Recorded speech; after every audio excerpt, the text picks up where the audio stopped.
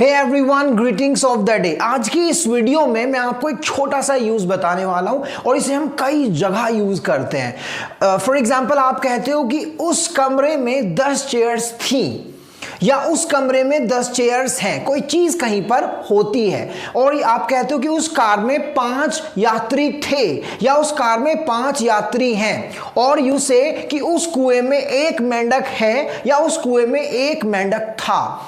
इस तरीके के जो हम सेंटेंसेस बनाते हैं उसके लिए एक छोटा सा यूज होता है, use of there, THERE। Yes my friends, there. Now understand, इसका जो यूज है देयर का, हम कई बार, बहुत बार इसको हम करते हैं। Now it's very easy to frame sentences with there. There के साथ सेंटेंसेस बनाना बहुत आसान है। आपको क्या करना है, जस्ट ध्यान रखिए कि जब भी आप सेंटेंस बनाएंगे तो देयर को कहां पे आपको यूज करना है। Let me just tell you a few examples. अच्छा, आपको यह भी समझना है कि ये प्रेजेंट में है सेंटेंस या पास्ट में है, क्योंकि अगर सेंटेंस प्रेजेंट में है तो वहां पर आएगा देयर के साथ या तो इज या आर अगर प्रेजेंट है, और अगर पास्ट है तो आएगा या तो वॉज या फिर were. There was, there were. Now let's frame a few sentences. एक सेंटेंस है कि कुएं में 5 मेंढक थे। अब क्योंकि ये थे है, दैट मीन्स ये आपका पास्ट में है। सो कुएं में 5 मेंढक थे, दैट मीन्स देयर वर। अच्छा, वर क्यों आया? क्योंकि 5 थे, प्लूरल है, एक से ज्यादा।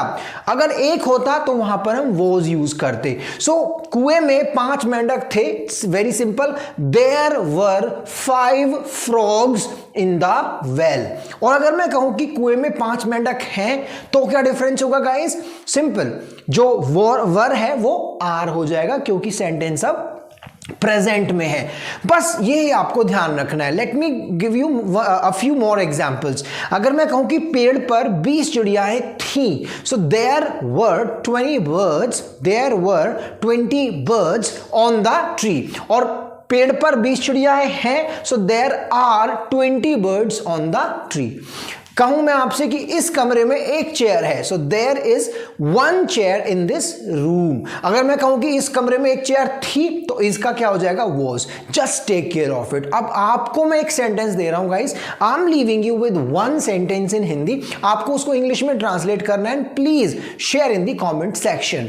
सेंटेंस है कि उस गांव में एक पीपल का पेड़ था। आई रिपीट, उस गांव में एक पीपल का पेड़ था। Please translate this and share in the comment section. That's it from today's video. Thank you.